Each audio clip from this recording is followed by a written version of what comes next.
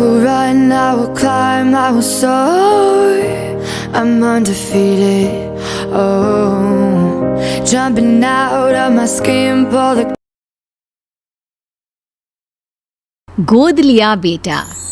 महिमा, अब भी समय है, ज्यादा देर नहीं हुई है। वंश को चलाने के लिए लड़का ही जरूरी होता है। लड़कियों का क्या है, वो तो पराया धन होती है। एक ना एक दिन तेरी बेटी दृष्टि भी अपने ससुराल चली जाएगी। फिर बुढ़ापे में कौन तुम्हारा सहारा बनेगा, कभी सोचा है तुमने? मम्मी जी, मैं आपकी बात समझ रही हूँ, लेकिन किसी दूसरे के बेटे को हम कैसे अपना लें भला?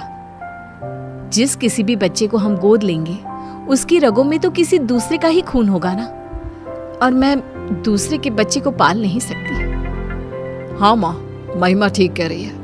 वैसे भी दृष्टि अब 8 साल की हो चुकी है, सब समझने लगी है वो भी। अगर हम बच्चा गोद ले भी लेते हैं तो हो सकता है कि कल को वो भी उस बच्चे को एक्सेप्ट ना कर पाए। अरे वो सब तुम समय पर छोड़ दो, समय के साथ साथ उसे भी सब समझ में आ जाएगा। वसुंधरा अपनी बेटी बहू को रोजाना यही बात बोलती, जिसे गिरीश और महिमा नजरअंदाज करते रहते। फिर एक दिन, तुम लोगों को पता है वो जो हमारे पड़ोस में विमला रहती थी ना, जिसकी सिर्फ 2 बेटियां थी, आज उसकी बंद कमरे में लाश मिली है। जानती हो, उसकी सास ने भी उसे समझाने की बहुत कोशिश की थी कि किसी लड़के को गोद ले आए, लेकिन उसने अपनी सास की एक ना सुनी, और देखो आज कंधा देने वाला भी कोई नहीं। वसुंधरा की इन बातों का गिरीश और महिमा पर इतना ज्यादा असर पड़ता है कि वो तुरंत ही बच्चे को गोद लेने का फैसला कर लेते हैं। तकरीबन 3 घंटे की प्रक्रिया के बाद गिरीश 6 साल के हर्ष को संग लेकर घर पहुंचता है। आप यही चाहती थी ना माँ कि हम एक लड़के को गोद ले आए? तो देखिए, ये रहा हमारा हर्ष। ये तो तुमने बहुत अच्छा किया बेटा। अब एक काम करते हैं, कल कुछ पंडितों को बुलाकर इसका शुद्धिकरण करा देते हैं। शुद्धिकरण? ये क्या होता है? अरे बेटा, अभी तेरी रगों में किसी और का खून है, जिसके बारे में हमें कोई खोज खबर भी नहीं है, इसीलिए तू अशुद्ध है। कल जब तेरा शुद्धिकरण हो जाएगा तब तो इस घर का वारिस बन जाएगा। तो क्या कल आप इंजेक्शन लगाकर मेरे शरीर से खून निकाल लेंगे?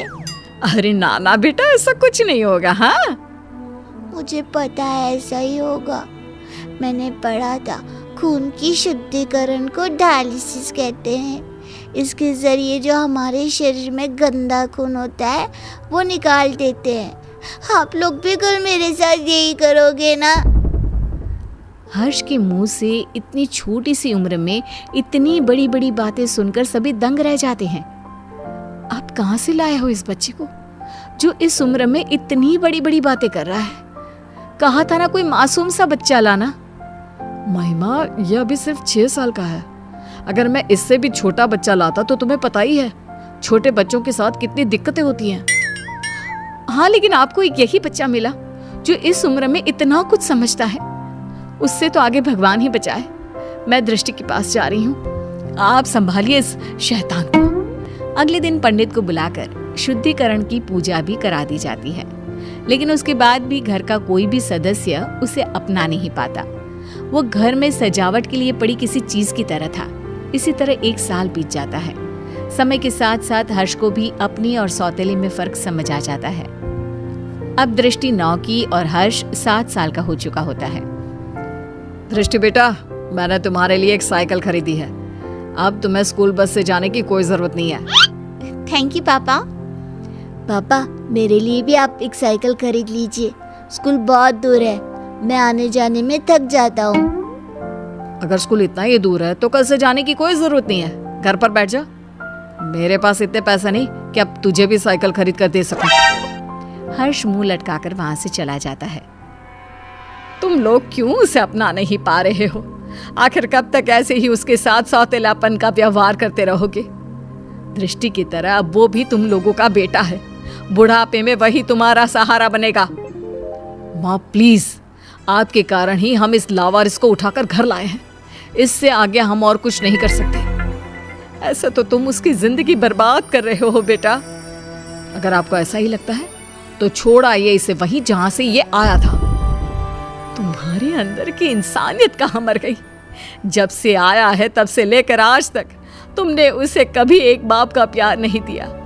जरा सा भी तरस नहीं आता तुम्हें उस पर। माँ प्लीज, ये सब बातें आप मुझसे ना ही करो तो बेहतर होगा। 2 दिन बाद आज हर्ष बहुत खुश होता है और उछलते हुए अपनी माँ के पास आता है। माँ मेरा रिजल्ट आ गया। देखिए मैंने अपनी पूरी क्लास में टॉप किया है। तुम मुझे क्यों माँ बुला रहा है? मैं तेरी माँ नहीं हूँ, समझा? अरे क्यों डांट रही है बच्चे को? माँ ही तो है तू उसकी। सगी माँ नहीं हूँ मैं इसकी, जो ये इस तरह बार बार मुझे माँ माँ बुलाता रहता है। ये सगी माँ कौन होती है? क्या माँ भी कभी सगी और पराई होती है? लो फिर शुरू हो गया। माँ जी, आपने ना इसे बहुत सर पर चढ़ा रखा है। अब आप ही संभालिए इसे। दृष्टि स्कूल से आती होगी, मुझे उसके लिए खाना भी बनाना है। इतना कहकर महिमा वहां से चली जाती है। दादी, कोई मुझे प्यार क्यों नहीं करता? सब दीदी से ही क्यों प्यार करते हैं? अरे ना ना बेटा, ऐसी कोई बात नहीं है। दृष्टि बड़ी है ना, इसलिए बस सबको उसकी फिक्र लगी रहती है। फिक्र और प्यार दोनों में अंतर होता है दादी। मम्मी पापा ना तो मेरी फिक्र करते हैं और ना ही मुझसे प्यार। 7 साल के बच्चे की ये बातें सुनकर वसुंधरा खामोश खड़ी रह जाती है। उसे समझ में नहीं आता कि वो बोले भी तो क्या। इतने में ही वहां दृष्टि भी आ जाती है। मम्मी पापा मुझसे प्यार इसलिए करते हैं क्योंकि मैं उनकी सगी बेटी हूँ, और तुम्हें तो वो अनाथालय से उठाकर लाए हैं। दृष्टि, कितनी बार समझाया है, इस तरह बात नहीं करते।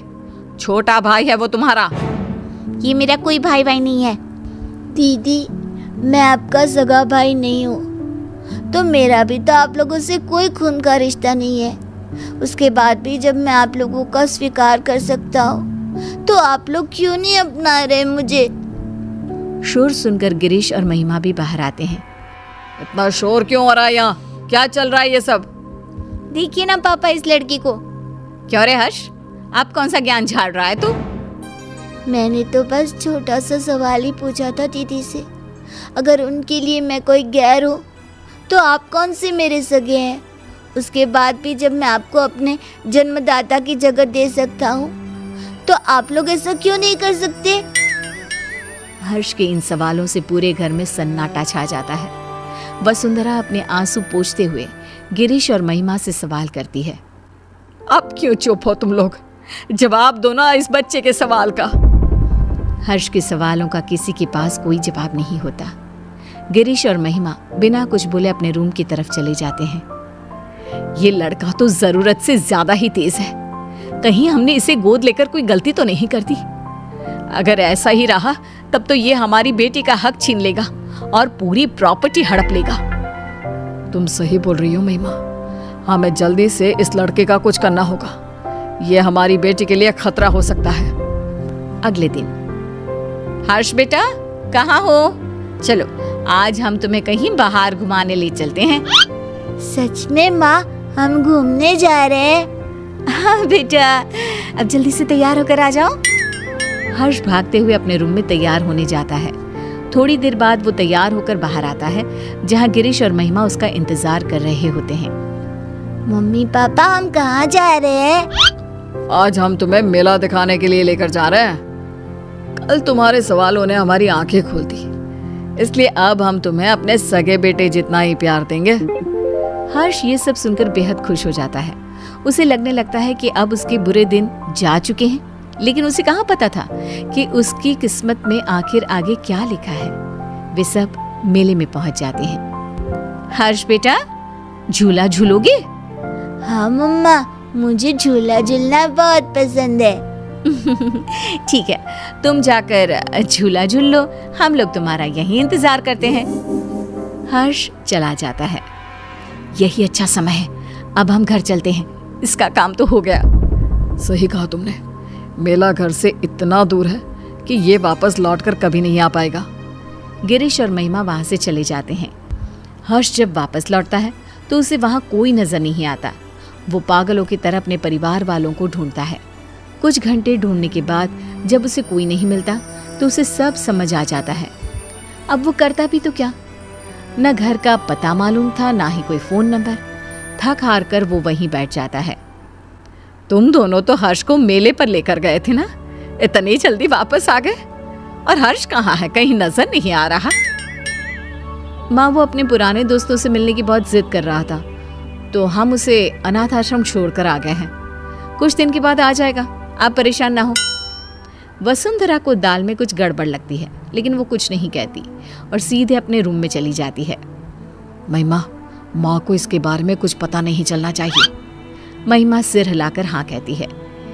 1 हफ्ता बीत जाने के बाद भी जब हर्ष वापस नहीं आता, तब वसुंधरा अपना फोन उठाकर हर्ष के दोस्तों को फोन करती है, जिससे उसे पता चलता है कि हर्ष तो कभी अनाथ आश्रम गया ही नहीं था। गुस्से से आग बबूला होकर वसुंधरा गिरीश और महिमा के कमरे में जाती है। हर्ष तो अनाथ आश्रम गया ही नहीं, फिर तुम लोगों ने मुझसे झूठ क्यों बोला? कहाँ है मेरा पोता, बताओ मुझे। माँ जी, वो आपका पोता नहीं है। मुझे सिखाने की जरूरत नहीं है, जितना पूछा है सिर्फ उतना ही जवाब दो। माँ, वो हम लोग हर्ष को उस दिन मेले में ही छोड़कर आ गए थे, हमें नहीं पता कि अभी वो कहाँ है। क्या? उस छोटे से बच्चे को तुम मेले में ही छोड़कर आ गए, ये जानते हुए भी कि वो अभी सिर्फ 7 साल का है? बेचारे किस हाल में होगा वो मासूम। तो और क्या करते मम्मी जी, उसका ठेका थोड़ी ना ले रखा है हमने। हम क्यों भला किसी और के बेटे के लिए अपनी बेटी का हक मारे? इस घर, परिवार और हमारे प्यार पर सिर्फ दृष्टि का हक है। अगर ऐसी ही बात है तो मैं तुम्हें याद दिला देती हूँ कि तुम भी कोई मेरे सगे बेटे नहीं हो। ऐसे ही किसी अनाथ आश्रम से मैं तुझे लेकर आई थी। अगर उस समय मैं भी यही करती तो आज तुम भी दर दर की ठोकरें खा रहे होते। मैं नहीं जानती थी कि तुम दोनों की सोच इतनी छोटी भी हो सकती है। वसुंधरा की बातों से दोनों का सिर शर्म से नीचे झुक जाता है। उन्हें अपनी गलती का एहसास तो हो चुका होता है, लेकिन अब शायद बहुत देर हो चुकी होती है। दोनों हर्ष को ढूंढते हुए उसी मेले की तरफ पहुंच जाते हैं, लेकिन वहां उन्हें सिवाय सन्नाटे के कुछ नजर नहीं आता। अगले दिन गिरीश और महिमा फिर से उसी मेले में हर्ष को ढूंढने जाते हैं। क्या हुआ साहब, किसी को ढूंढ रहे हो क्या?